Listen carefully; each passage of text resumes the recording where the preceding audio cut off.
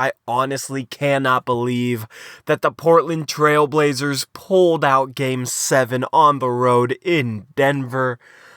Oh my goodness. Especially after them being down 17. In the preview video I released the morning before Game 7, I said it was going to be insanely tough if they ended up down 10 early to come back from that, just due to the situation that they'd be in. And they got down by 17, and I'm an emotional fan. I was so depressed. Down 17, it seemed like, okay, this is how this is going to end. One game away from realizing the dream of us making the Western Conference Finals, which I've thought about for years. I've always thought about what it would be like to see our name that far along in the bracket, to get that far in the playoffs. How would that feel?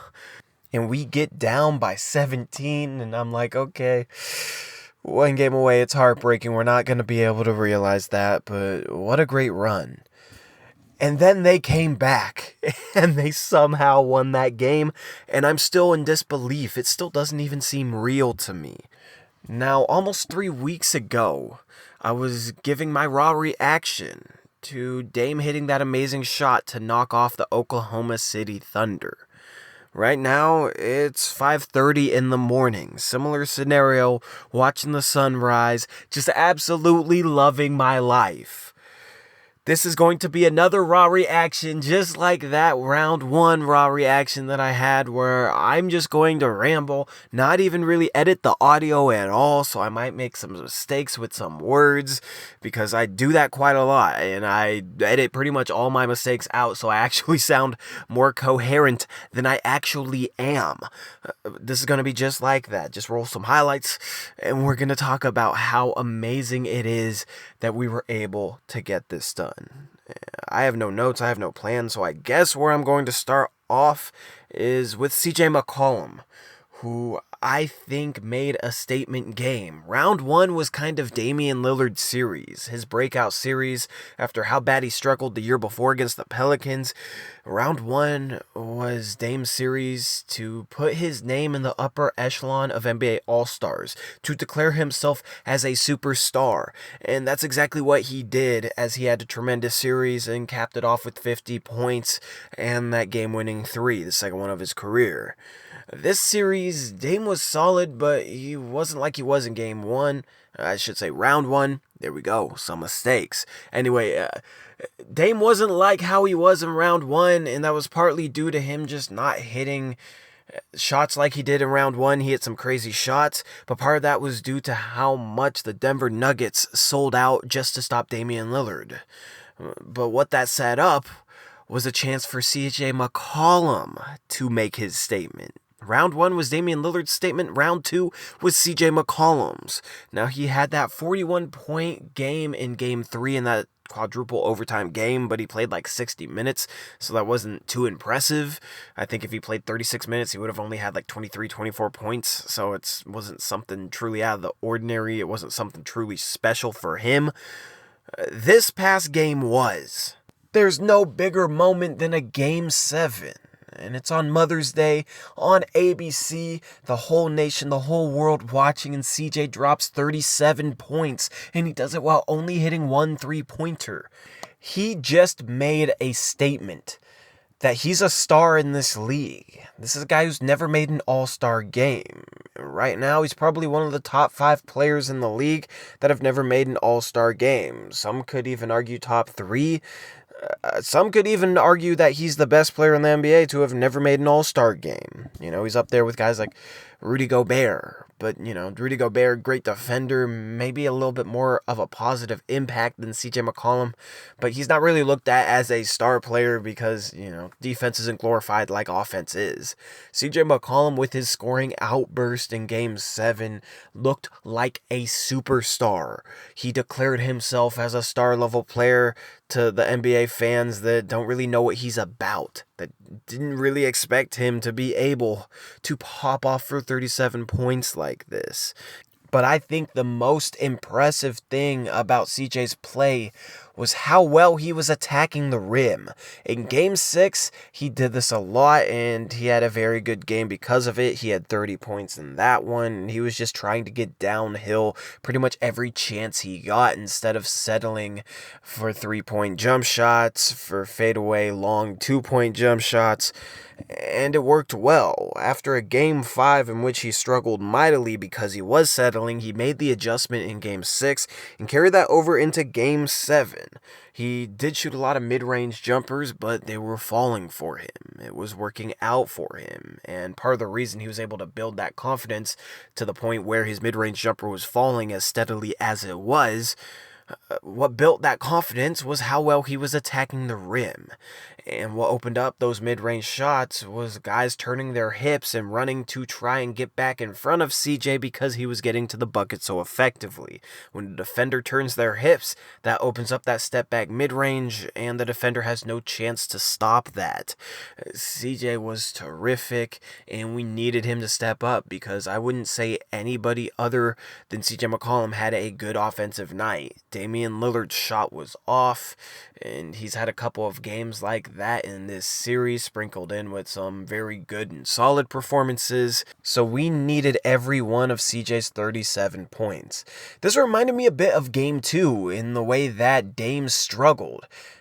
Game 2 so far in this series had been Dame's worst game, and Portland ended up kind of blowing out Denver. It was their most comfortable win. They were up 10 to 15 points the majority of the second half, and CJ had a very solid performance in that game as well. Now CJ just repeated it and put the team on his back, carried them to the Western Conference Finals, and it still doesn't feel real no matter how much I say it. Western Conference Finals. Man. But the thing is, although Dame did not shoot well, his defense was at a very high level. Dame's defense this postseason has gotten a little overlooked. Now, a lot of people are giving him his props, but this dude's defense is actually good. Think about it. Dame was a better perimeter defender in the second round series against Denver than Al-Farouq Aminu and Maurice Harkless. Damian Lillard was our best perimeter defender in this series. That's insane for a guy who was looked at as a large defensive liability. The fact that this dude defended very well in that Denver Nuggets series just shows how much he's matured as a player and how much he's improved his weaknesses. But it wasn't only his defense. He rebounded the ball very well in this game. I'd kind of called him out for failing to box out in previous games in this series and failing to secure boards. But he stepped up and did that in Game 7. He had 10 rebounds, and then his passing. He had 8 assists. He was 3 for 17, so that's 14 missed shots. That's a very bad percentage. But the majority of the time, he wasn't really forcing shots, and he was making the right pass. And that's the most you can ask for when your best player just doesn't have it.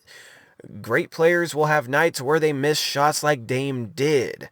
A lot of them will force things and shoot their team out of the game. We saw that in round 1 with Russell Westbrook. Damian Lillard is the anti-Russell Westbrook because he still took the right shots.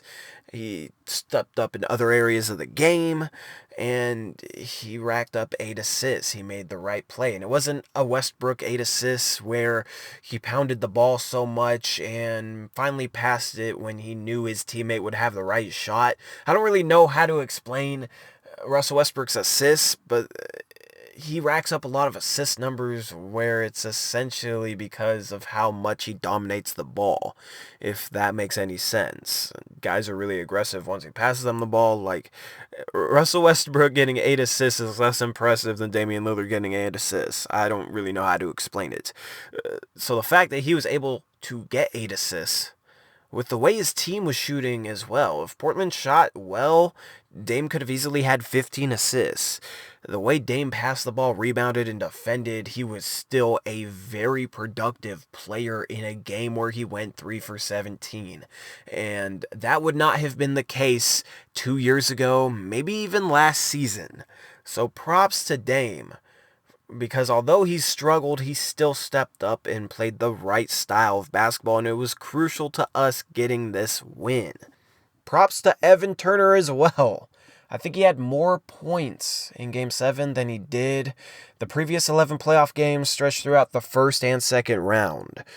And I didn't like him matching up against Paul Millsap, but he did a solid job in Game 6, and he did a solid job on Millsap in Game 7. I was a little bit wrong in that regard because I didn't think Evan Turner was going to be able to even have a solid defensive game against Millsap. He struggled in the first couple games where he ended up getting matched up against Millsap for stretches. I thought it wasn't going to be a thing that we could overcome. I thought it was going to severely hamper us throughout the rest of the series, and I was wrong.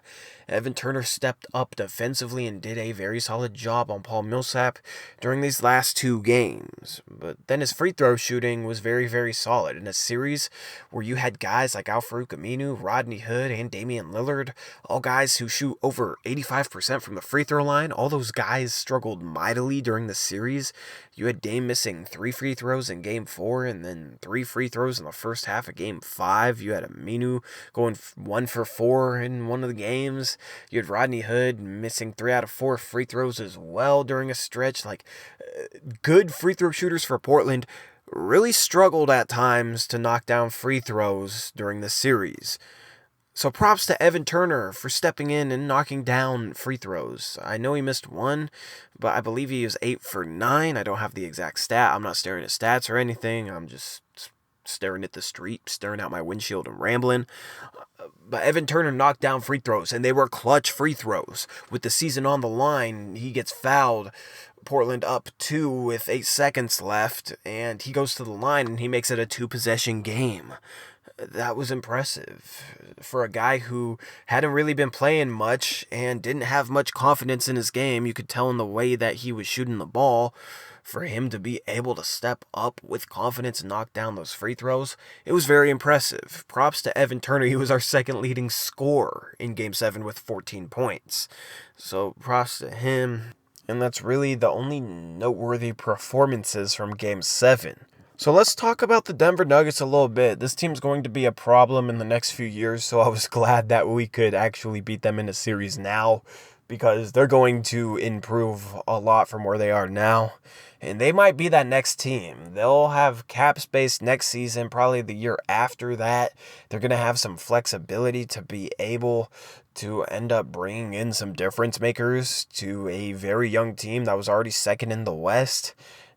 Denver might replace Golden State once KD leaves, and who knows what happens with even Klay Thompson, as there's rumors that he might possibly go elsewhere. Like Golden State seems like they're about to fall off, and Denver seems like they're about to take their place. I hate to say it, but Denver's going to be a problem. I'm not as high on Michael Porter Jr. as other people are.